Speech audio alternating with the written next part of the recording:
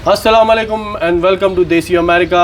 मैं हूं अतर नवाज़ और आज मैं आपको मिलवाने आया हूं उस मशहूर शख्सियत से जिनकी बहुत सारी खिदमात हैं। पाकिस्तान में रहते हुए बहुत उन्होंने काम किए और हमारी खुशकिस्मती है कि वो न्यूयॉर्क में मौजूद हैं और हमें मौका मिला कि हम आप लोगों को उनसे मिलवा सकें। तो बिना टाइम ज़ाया किए हम आपकी मुलाकात करवाते हैं सारिम बरनी साहब से। अस्सलाम वालेकुम। वालेकुम सलाम। कैसे हैं आप? अल्हम्दुलिल्लाह ठीक ठाक। Welcome to America. Thank you. मुझे थोड़ा सा बताइए कि आप इस वक्त न्यूयॉर्क में हैं, यूएसए के ट्रिप में हैं और क्या आपके प्लान्स हैं, यहाँ पे क्या करना चाह रहे हैं? अच्छा, यहाँ तो सबसे पहले मैं कहूँ आसिफ जमाल साहब का शुक्रिया। प्लान्स तो कोई भी लेके आए, अगर यहाँ सपोर्ट ना मिले तो सारे धरे के धरे रह जाते। और आसिफ जमाल साहब के घर पे इस वक्त हम बैठे हुए इंटरव्यू भी दे रहे हैं माशाल्लाह। तो लोग जहाँ जहाँ हमें मिलते हैं, सपोर्ट करते हैं, तो हम अपना पैगाम पहुँचा सकते हैं लोगों तक के। पाकिस्तान में आपको पता है जो वसाइल नहीं है, मसाइल बहुत ज़्यादा हैं। इस वक्त बेइंतहा मसाइलों में फंसे हुए लोग हैं, उनकी मदद के लिए जो है ना आगे निकलते हैं, कोशिशें करते हैं। हमारी कम्युनिटी कहीं भी हो, पाकिस्तान में हो, पाकिस्तान से बाहर हो, फिर उसमें सपोर्ट करती है। तो वही पैगाम लेकर के आए हैं कि लोगों तक ये चीज़ें पहुंचाएं।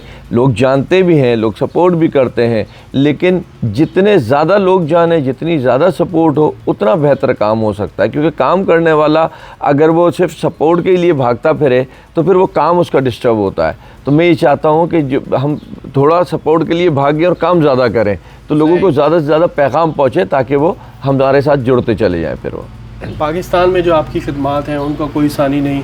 कभी आपको ऐसा महसूस हुआ है कि कभी आप किसी को बचाने के लिए गए हैं? मैंने भी आपकी बहुत सारी स्टोरीज़ देखी हैं, तो आपको कोई डर लगा हो, कोई प्रेशर हो, कुछ इस तरह की चीज़?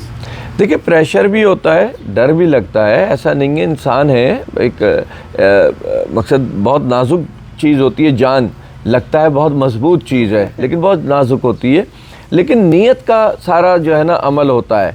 जब नीयत में ये है कि एक इंसान की जान बचानी है, जिस मज़हब से को फॉलोवर है वो कहता, उस मज़हब में कहा गया जिसने एक इंसान की जान बचाई उसने तमाम इंसानियत की जान बचाई। उस मज़हब के लिए, जिस खाने काबा को हम चूमने के लिए बेताब होते हैं, हाथ लगाने के लिए बेताब होते हैं, अल्लाह ताला ने उस खाने काबा से कहा कि इससे बढ़ के एक इंसान की हुर्मत है। तो फिर हम इंसान होने के नाते एक इंसान के लिए बचाने के लिए क्यों डरेंगे? तो बस वो एक जो है ना हमारे अंदर जज्बा होता है, जो देख के हम हर जगह कूद जाते हैं या घुस जाते हैं और किसी की मदद कर देते हैं उसके अंदर। वैसे सारिम नाम के मायने भी जो है वो ब्रेव और हिम्मत वाला और इस तरह के हैं। अच्छा, आप देख के आए मायने। वैसे जो है ना इसका तलवार की तेज धार कहा जाता है इसको, जो है बिल्कुल ऐसा ही है। अच्छा, मुझे सारिम भाई ये बताइएगा कि आपके जो शेल्टर हाउसेज हैं वहाँ पे कैसे आप मैनेज करते हैं और पाकिस्तान में कहाँ कहाँ पर है? वैसे तो लोग आपका नाम जी सुनते ही लोगों को पता चलता है कि सारिम बरनी साहब कौन है, लेकिन मैं चाहता हूँ कि यहाँ पे भी लोगों को पता चले कि आपकी वहाँ पे क्या वर्किंग है, क्योंकि जब हम लोगों को तक ये प्रोग्राम पहुँचाएंगे तो डेफिनेटली वो आपके बारे में और ज़्यादा उनको नॉलेज मिलेगी। अतर भाई, मैं बताने में तो बड़ा वो कंजूस सा आदमी में बल्कि कह लें आप, लेकिन ये ज़रूर कहूँगा कि जो काम मैं कर रहा हूँ वो पाकिस्तान में, ये किसी बड़ेपन में नहीं कह रहा, उस रब की मेहरबानी जो मुझसे काम ले रहा है, कोई दूसरा नहीं है इस काम से मुंसलिक। समाजी खदमात बहुत हैं, लेकिन जिस नेचर में मैं जाकर के काम कर रहा हूँ उसमें कोई नहीं, क्योंकि इसमें वो कहते हैं ना कि अल्लाह अपने बंदे खुद चुनता है, तो मैं समझता हूँ कि उनमें से एक नाम आपका है। इसमें कोई दूसरी राय नहीं है, क्योंकि मैं अपने अंदर जब देखता हूँ मुझे ऐसी कोई चीज़ ही नहीं नज़र आती कि मैं इस राह पे चलता है, ये काम करता, तो ये सब कुछ अल्लाह ही ने चुना है और ये काम ले रहा है। वहाँ बहुत तकलीफ़ है हमें काम में। इसमें मैं आपको बताऊं, कोई तसव्वुर नहीं कर सकता इस वक्त पाकिस्तान में हम किन तकलीफ़ों में काम कर रहे हैं। उधर किसी को समझाना, किसी को बताना एक मुश्किल जिहाद जिसे आप कह लें वहाँ पे वो है। और एक बच्ची रात को 3 बजे 4 बजे पिट के खूनम खून हुए, कभी बिन चप्पल कभी बिन दुपट्टे निकाल दी जाती है, कभी छोटे छोटे बच्चे, मासूम बच्चों को लेकर के निकाल दी जाती है, कभी सड़कों से हम उठा करके ला रहे होते हैं, कभी हमारे दफ्तरों तक के वो पहुंच जाते हैं। तो ये एक बड़ा तकलीफ़ दे काम होता है। उनको सपोर्ट करना, उनको आगे लेकर के चलना, उनको दोबारा ज़िंदगी की तरफ लेकर के आना जो अहम मकसद है। देखिए, अभी हम बड़े परेशान थे, मैं ये ज़रूर ऐड करूँ शेल्टर होम के लिए कि इस कदर लोगों की आमद है, किस तरीके से हम एडजस्ट करें। लेकिन अल्लाह का शुक्र है, लोगों की सपोर्ट है, जिसमें खुसूसन मैं हमारे USA के लोगों को कहूँगा, डोनर्स को कहूँगा, सपोर्टर्स को कहूँगा, जिनकी सपोर्ट से इस वक्त हम पाकिस्तान में एक बहुत बड़ा शेल्टर होम बना रहे हैं, और जिसकी शुरुआत ही हम जो है ना 100 रूम से कर रहे हैं, और एक बहुत बड़े साइज़ का रूम है वो। कहाँ पे बन, किस शहर में? ये कराची शहर के अंदर बना रहे हैं अभी। देखिए, कराची मेन शहर है हमारे पास। उस शेल्टर में कराची में पाकिस्तान के कोई कोना ऐसा नहीं है जहाँ से कोई बच्चा, कोई बुज़ुर्ग, कोई ख़ातून ना आके रहते हों, क्योंकि लोगों को एक एतबार है। मैंने जो कोशिश की है ना, वो एक एतबार की है कि लोगों को एतबार हो, बेधड़क होकर के जो है ना उन्हें ये पता हो कि यही एक जगह है जहां हम महफूज हैं। वैसे भी पाकिस्तान का सबसे बड़ा शहर कराची ही है। एग्जैक्टली इशू शहर बड़े का नहीं है, इशू ये है कि मैं रिहायशी वहाँ का हूँ, पैदाइशी वहाँ का हूँ, तो डेफिनेटली वहीं शुरू करना था। लेकिन काम पूरे पाकिस्तान में और इवन पाकिस्तान से बाहर भी हम काम कर रहे हैं इसके लिए। USA से आपको क्या सपोर्ट मिलती है और किस तरह की सपोर्ट रहती है यहाँ पे कम्युनिटीज़ में? हमारी पाकिस्तानी कम्युनिटी बहुत ज़्यादा तादाद में यहाँ पर, अब तो न्यूयॉर्क में भी बहुत ज़्यादा लोग यहाँ पर मूव हो चुके हैं। जी जी, देखें, USA से मैंने आपको सबसे पहले कहा कि सबसे ज़्यादा सपोर्ट ही USA से है मुझे। हमारी कम्युनिटी जो यहाँ है, मेरे ख्याल है हमसे ज़्यादा दर्द ये लोग रखते हैं वहाँ के लोगों के लिए, क्योंकि वहीं के हैं ना, देख के आए तकलीफ़ें, आते जाते रहते हैं, देखते रहते हैं, तो इनको ज़्यादा दर्द होता है, ये ज़्यादा समझते हैं, इनको ज़्यादा वो होता है कि नहीं हम ज़्यादा से ज़्यादा बढ़ करके जो है ना सपोर्ट करें वहाँ पे। और यकीनन ये लोग अगर सपोर्ट करते रहेंगे तो हम अपना काम चलाते रहेंगे। देखिए, मैं खुल के बोलता हूँ, बिल्कुल मैं सबको कहता हूँ कि भाई देखो, मैं इंसान हूँ, फरिश्ता तो नहीं हूँ। अपनी ज़ात से गलत भी हो सकता हूँ, गुनहगार भी हो सकता हूँ, ख़ताकार भी हो सकता हूँ। मैं अपने काम से कहीं भी ऐसा नहीं हूँ, मैं अपने काम से बेइंतहा सिंसियर हूँ। मेरे पास कोई अगर आया है तो मैंने उसकी हेल्प करनी है, चाहे उसके लिए मुझे अपने आप को रिस्क में क्यों ना ले जाना पड़े, मैंने उसको सपोर्ट करनी है। कितने वाक़यात, हादसात हमारे साथ होते रहते हैं और अल्लाह हमें महफूज रखता है, तो शुक्र है। और यही हमारा ईमान और यकीन जो है ना बढ़ाता रहता है। जैसे अभी पिछले दिनों में बैठा दोस्त से कह रहा था, मैं बोला यार, बड़ा हमें तो साइंसदानों का या अमेरिका, जापान, यूरोप, ये जो है इनका शुक्रगुजार होना चाहिए, जिन्होंने इतनी टेक्नोलॉजी ला करके चांद पे जा करके जहाज़ बना करके सब करके हमें अल्लाह पे यकीन दिलाया कि जो अल्लाह की कई बातें थी। इवन वो देखे ना, जो हम छोटे छोटे होते थे, अम्मी कहती थी कि जो बोल भी रहे हो ना वो भी सब जमा हो रहा है, जो कर रहे हो वो भी सब जमा हो रहा है। आज iCloud, ये हार्ड डिस्क, ये सब क्या बता रही है हमें? यही बता रही है ना, वरना शायद यकीन नहीं होता। ये और बात है कि कुछ लोग हैं जिनका ईमान बहुत पुख्ता होता है। जैसे मैं अपने लिए बात करूं कि हमेशा हमारी वालदा ने ये सिखाया कि अल्लाह देख रहा है, अल्लाह देख रहा है, लेकिन औरों की भी वालदाओं ने सिखाया होगा, लेकिन उनको इस पे यकीन नहीं था। वो अल्लाह देख रहा होता था, चोरी भी करते थे, चोर बाजारी भी करते थे, हेरा फेरियाँ भी करते थे। लेकिन अब जब से कैमरे आए तो हमें इस बात पे भी यकीन हो गया कि हाँ, अल्लाह भी देख रहा है, क्योंकि हम कहीं पे से भी जो है ना बैठे हुए किसी को देख सकते हैं। तो ये चीज़ें हैं हमारे यहाँ, बहुत ज़्यादा हैं उलझने ऐसी। यहाँ आता हूँ, अमेरिका आता हूँ, आपको सच बताऊँ, मेरी आंखें खुलती हैं। मैं इधर आके सीखता हूँ बाकायदा। ये समझे, मैं तो इधर आता ही सीखने के लिए हूँ। इधर आप इधर के एयरपोर्ट पे उतरे, बस थोड़ी सी वहाँ परेशानी है, वहाँ से जब आप बाहर निकलते हैं ना, उनका मुल्क है, उनका इमिग्रेशन निज़ाम है, हम उसके लिए नहीं कहना चाहते, उनका सिस्टम है, और इसी वजह से शायद ये मजबूत बैठे ना। लेकिन जब आप वहाँ से बाहर निकलते हैं ना, या जब वो आपकी इन्वेस्टिगेशन करके आपको छोड़ता है, तो जिस तरह मुस्कुराते हुए आपका पासपोर्ट लौटाता है वो, तो वहीं से आपको एक इंसानियत का जो है ना वो एहसास पैदा करा देता है। यहाँ आप मस्जिद चले जाएँ, यहाँ हम किसी और की इबादत गाह चले जाएँ, आप शॉपिंग मॉल चले जाएँ, कोई अगर आपको देखता है, मुझे बड़ा अच्छा लगता है। मैंने ये आदत सीखी और मैंने इम्प्लीमेंट की पाकिस्तान में। अगर कोई दरवाज़ा होता है, कोई मेरे पीछे आ रहा होता है, तो मैं खोल के खड़ा हो जाता हूँ।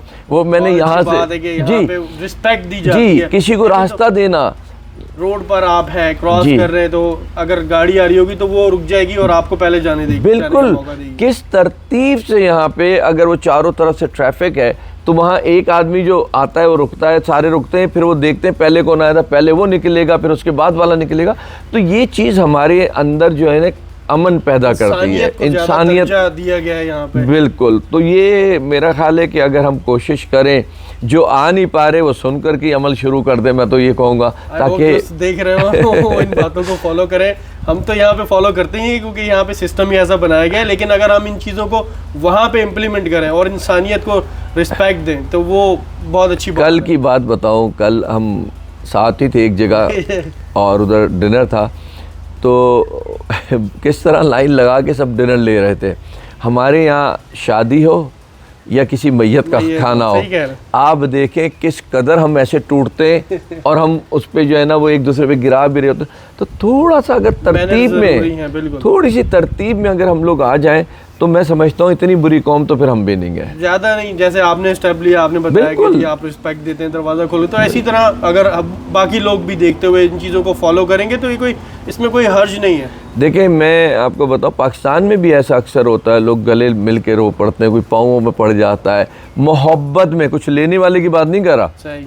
अगर कोई लेने आ रहा है तो वो तो मकसद भी हो सकता है, ड्रामा भी हो सकता है, लेकिन जो मुझसे लेने नहीं आ रहा ना, वो वर्क देख करके वो मोहब्बत का इजहार करता है। अभी मैं वेगस में था, वहाँ भी एक बंदा वहाँ मिला, मुझे देखते ही मुझे लिपटा पे मेरे पाँव में पड़ा, फिर मुझे लिपटा पे जो रोना शुरू किया उसने, फिर ठीक है, वो उसको एक दर्द था जो हमारी चीज़ें देखता है, काम देखता है, उसको लगा कि नहीं यार उसी मुल्क में कोई ऐसा भी इंसान है जो इंसानों को जानता है, इंसानियत की खिदमत करता है। सारिम भाई, कब से आप जो है ना इस चीज़ से मुंसलिक हैं, कितने टाइम से, कब आपने स्टार्ट किया और ये ख्याल कैसे आया? मुझे अतर भाई कोई 34 साल हो गए माशाल्लाह। और ख्याल कैसे आया, मैंने तो यही देखा कि कभी कभी इंसान डॉक्टर बनता है, इंजीनियर बनता है, लेकिन वो ना डॉक्टरों वाला काम कर रहा होता है, ना इंजीनियरिंग वाला काम कर रहा होता है, कोई और काम कर रहा होता है और उस फील्ड से ज़्यादा कामयाबी हासिल कर लेता है।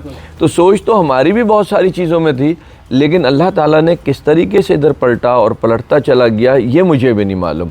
मैंने ना कभी सोचा था, ना कभी इसके लिए सच बताऊं कोशिश की थी कि मैं बस सारी दुनिया छोड़ के इसी में चला जाऊं सारा का सारा। लेकिन आज अगर बात करें इस खूबसूरत से मुल्क की भी बात करें तो इसकी हुक्मरानी भी मुझे नहीं चाहिए, मुझे अपना काम ही करना है और उस काम में लोग मुझे सपोर्ट करें ना, तो मैं अपने आखिर वक्त जो मेरी ज़िंदगी का होगा ना, मैं मुतमईन होकर के यहाँ से जाऊँगा। तो मेरी सोच ये लोगों ने बदली है, उन मसाइल ने बदली है, उन परेशानियों ने, उन बीमारियों ने लोगों के जो मैं देख के और उनकी सपोर्ट करता हूँ, उन्होंने मुझे बदल के रख दिया। बिल्कुल। सारिम भाई, फैमिली से भी सपोर्ट रहती है आपको? देखिए फैमिली से सबसे बड़ी सपोर्ट ये है कि अभी मुझे कोई 20 दिन तो होने को आ गए, मैं यहीं पे हूँ USA में, तो ये भी एक सपोर्ट है ना कि बच्चे भी आपको सपोर्ट कर रहे हैं, वाइफ भी आपको सपोर्ट कर रही हैं और मकसद भाई बहन भी। और मकसद ये है कि सपोर्ट ही होती है जो आप आगे जाते हैं, क्योंकि पीछे की फ़िक्र नहीं होती आपको। अगर पीछे की फ़िक्र हो तो फिर आगे नहीं जा पाते आप। तो वहाँ पे आप, जैसे आप अभी यहाँ पर हैं, लाइक अमेरिका में, अमेरिका और भी आप डिफरेंट कंट्रीज़ में भी टूर करते होंगे, तो जब आप यहाँ पर हैं तो बैग पे आपका कैसा निज़ाम है कि कौन उसको मैनेज करता है? देखिए एक वक्त तो लोगों को खाना भी मिल रहा है, आप नहीं है वहाँ पे, कोई आपको कॉल करना चाह रहा है, नहीं पहुँच पा रहा, लेकिन आपके ना होते हुए भी बाकी सारी चीज़ें सिस्टम में चल रही हैं। देखिए कुछ चीज़ें डिस्टर्ब होती हैं, कुछ लोगों को ये होता है कि हमने जी सारिम साहब से ही मिलना है, उन्हीं से बात करनी है, उन्हीं को, वो चंद लोग होते हैं। नॉर्मली एक सिस्टम है, उस सिस्टम पे काम हो रहा है, वो मैं उधर मौजूद हूँ या ना हूँ। और फिर बात वही आती है कि साइंस का शुक्रिया जिसने आज इतना हमें जोड़ के रख दिया है कि 2 सेकंड में कॉल हो जाती है, 2 सेकंड में कैमरे ऑन हो जाते हैं, ना कोई उसका ख़र्चा है ना कुछ है। तो अब बहुत ज़्यादा जो है ना आसानियाँ हो गई, मुश्किलात भी हैं लेकिन आसानियाँ भी हो गई हैं बहुत ज़्यादा। तो वो सिस्टम अल्हम्दुलिल्लाह हमारा चल रहा है वहाँ पे, और वो शेल्टर होम हो, लीगल एड हो या और कोई हो। एक सोच पे मैंने बड़ा वहाँ काम किया, वो भी मैं आपको बताऊँ कि वो बच्चे न्यूबॉर्न बेबीज़ जिन्हें फेंक देते थे कचरा कुंडियों में, जानवरों के, परिंदों की खुराक बनाते थे, आज अल्हम्दुलिल्लाह उसमें रेशो कम हुआ है। ये और बात है कि आज हम बैठे हैं, कल ही की बात है, वो मैं मैसेज में देख रहा था, एक और बच्चे की जो है ना न्यूबॉर्न बेबी की लाश मिली है वहाँ किसी कचरा कुंडी से। लेकिन हम अपना पैगाम पहुँचा रहे हैं, लोगों को ये यकीन दिला रहे हैं कि तुम्हारा गुनाह सवाब या तुम्हारी ख्वाहिश के तुम्हें नहीं चाहिए बेटा या बेटी या कोई भी बच्चा, वो अपनी जगह है, लेकिन उसकी ज़िंदगी से ना खेलो। वो ज़िंदगी तो अल्लाह की दी हुई है, वो रूह तो अल्लाह की दी हुई है ना, तुम्हें नहीं रखना तो यहाँ तक पहुँचा दो ताकि वो किसी के घर तक पहुँचा दिया जाए जिसको अल्लाह ने औलाद से नहीं नवाजा।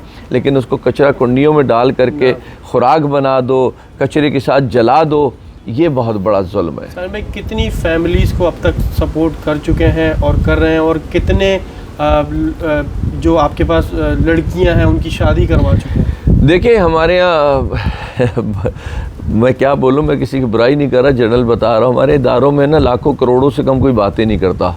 लेकिन ये है कि हमने बड़ी तादाद में, हज़ारों की तादाद में बच्चियों की शादियाँ हों या सपोर्ट हो, एक बड़ी तादाद में लोगों की सपोर्ट की है। हमारे पास आने वाला अगर दोबारा पलट के आता है ना, तो इसके बाद फिर हमें कुछ बोलने की ज़रूरत नहीं है। दोबारा पलट के आने का मकसद ये ज़िंदगी में जब उसको दोबारा ज़रूरत पड़ी और हमारे दरवाज़े पे आया, तो इसका मकसद ये, उसको ये यकीन है कि अगर कुछ काम होगा, मैं बहुत नहीं कह रहा, तो वो हो जाएगा, तो यहीं होगा और कहीं नहीं होगा। अगर बंदे को आप पहली बार ही उम्मीद ना देना, तो अक्सर लोग हमसे नाराज़ होकर चले जाते हैं। अक्सर सिलसिला ऐसा है, हमारे यहाँ कानून का निज़ाम ऐसा है, बहुत लंबा चलता है। तो वो जब जाते हैं ना, तो 2-4 महीने में जब धक्के खाते हैं, जब पता चलता है, तो फिर शर्मिंदा होकर के वापसी भी आते हैं ऐसे लोग। तो किसी भी लेवल का आदमी हो, हमारे पास कितनी बच्चियां ऐसी हैं जो यहाँ से हमारे पास शेल्टर लेकर के अपनी उनको ज़िंदगी की तरफ किया और गई वो, और फिर कभी ज़िंदगी में परेशानी हुई और फिर कोई जगह ना मिली तो पलट करके इस शेल्टर होम में आई हैं। तो इसका मकसद ये है कि उन्हें यकीन है कि हमारी जान, हमारी इज़्ज़त यहाँ पे महफूज है। अब जैसे ओबियसली ईद उल अज़हा का सीज़न चल रहा है पाकिस्तान में, ईद उल अज़हा आने वाली है, तो उसको लेके आप किस तरह मैनेज करते हैं वहाँ पे और उससे क्या सपोर्ट मिलती है? बहुत सारे सवाल, वाकई आपने बड़ा शुक्रिया, आपने सवाल भी किया। मैं भूल जाता हूँ बातें करते करते, ये बात मैंने सोची थी मैं करूँगा। हमारे यहाँ बहुत सारे इदारे हैं और वो जो रेट चलें उस पर नहीं जाते हम, खैर वो उनका इशू है, लेकिन वहाँ के जानवर कितने महंगे हैं वो ख़रीदार को पता है वहाँ पे। और आप किसी को पैसे दे देते हैं कि जी कुर्बानी कर दे, उसने आपको लिख के भेज दिया जी कि आपकी कुर्बानी कर दी, उसमें और हमारी कुर्बानी किए हुए में बहुत फ़र्क है। जब आप हमारे पास सारिम ट्रस्ट में कुर्बानी कराते हैं, तो सारिम ट्रस्ट में आपका नाम लिया जाता है, कितने नामों की है, क्या करना है, बकरा है, दुम्बा है, ऊँट है, गाय में हिस्सा है, और फिर उसको उसके नाम से ज़बह करके और फिर उसको वीडियो अरसाल की जाती है उसी दिन, सेम ही दिन। और हमारे यहाँ कुर्बानी में ना उधर गंद फैलाई जाती है, ना उधर कोई तमाशा किया जाता है। साफ़ सुथरे अंदाज से स्लॉटर हाउस है, वहाँ आते हैं, पूरे एयर कंडीशन स्लॉटर हाउस है, वहाँ पे होते हैं ये जानवर सारे, वहाँ पे ये ज़बह होते हैं। ज़बह होने के बाद इनको जब पैक करते हैं तो हम ईद के दिन नहीं बांटते, हम इनको चिलर में रखते हैं, और 1 हफ्ते के बाद जब लोगों को दोबारा ज़रूरत होती है, ईद के दिन आप जाके वहाँ देखिए कितना गोश्त फेंक भी रहा होता है, तो हम जब ज़रूरत होती है ना, और गर्मी कैसी है इस वक्त, तो वो चिलर में जब जाता है तो 8 घंटे 10 घंटे, तो अगर बाहर भी अपने गरीब हैं, फ्रिज नहीं है, कुछ नहीं है, रखते हैं तो वो ख़राब नहीं होता वो। तो हम बड़े तरीके कार से, सिर्फ़ कुर्बानी उस जानवर के गले पे छुरी फेर देने का नाम नहीं है। कुर्बानी का मतलब ये है कि उसकी एक एक चीज़ जो है वो किसी के इस्तेमाल में चली जाए जी, और ज़रूरतमंद तक के पहुँचे जी। तो जो कुर्बानी कराने वाले, आप भी देखें ना, अगर आज आप मुझसे कहते हैं कि सारिम भाई मेरे 2 जानवर ज़बह कर दीजिएगा, तो जब आपको वीडियो मिलेगी ना आपके नाम से वो ज़बह होते हुए, तो आपको खुद एक सुकून सा महसूस होगा कि वाकई में कुर्बानी ये हो गई है। और कबूल होना ना होना तो फिर उसको पता है, लेकिन हम अपना काम करके प्रॉपर देते हैं उसमें। आपको कोई रीच आउट करना चाहे कुर्बानी के सिलसिले में, या यहाँ से भी रहते हुए लोग, आपको पता है कि पाकिस्तानी कम्युनिटी यहाँ पर भी है, तो वहाँ पे आपको कोई रेफ़र करना चाहे तो उसके लिए बिल्कुल कर सकते हैं। हमारी वेबसाइट है सारिम SARIM, सारिम बर्नी BURNEY, सारिम बर्नी trust.org। उस पे जाएं, तमाम डिटेल, कॉन्टैक्ट डिटेल मिल जाएगी आपको, कुर्बानी का तरीक़ेकार मिल जाएगा, पेपाल अकाउंट है उस पे जा सकते हैं आप। मकसद अगर किसी को, अब तो देखें सिर्फ यूँ 2-4 उंगलियां घुमाएंगे ना, सबकी सारी कॉन्टैक्ट डिटेल आ जाएगी। हाँ, अब और USA का अगर नंबर लेना चाहे वो भी मैं अपना दे देता हूँ, पर्सनल नंबर है, ऑन होता है 9295 55 33 884। और पाकिस्तान का नंबर भी बता दीजिए जो 24 घंटे हो। अच्छा, वो मैं अपना नहीं दे सकता मैं, वरना फंस जाऊंगा बुरी तरीके से। हाँ, वहाँ पे मेरा जो ऑफिस का नंबर है वो 0310822267। और कोई मैसेज आप ऐड करना चाहें लोगों के लिए? मैसेज बस यही है कि मोहब्बत करें ना करें, पर एहसास ज़रूर करें। जिस तरीके से हम आज एक दूसरे के दुश्मन बन गए, ये अच्छा अमल नहीं है। अपनी रेस जीतने के लिए किसी के राह में कांटे डाल दें, ये अमल अच्छा नहीं है। इंसान इंसानियत के लिए बना है, दूसरे इंसान के लिए बना है, वो किसी को गिराने के लिए नहीं बना। बस यही मेरा मैसेज है, सोच को अच्छा करें। अगर आप अमेरिका में रह के इंसानों की तरह रह सकते हैं तो जब आप पाकिस्तान आए तब भी वो अमल करें। Thank you so much Sarim भाई, टाइम देने का बहुत शुक्रिया। Thank you.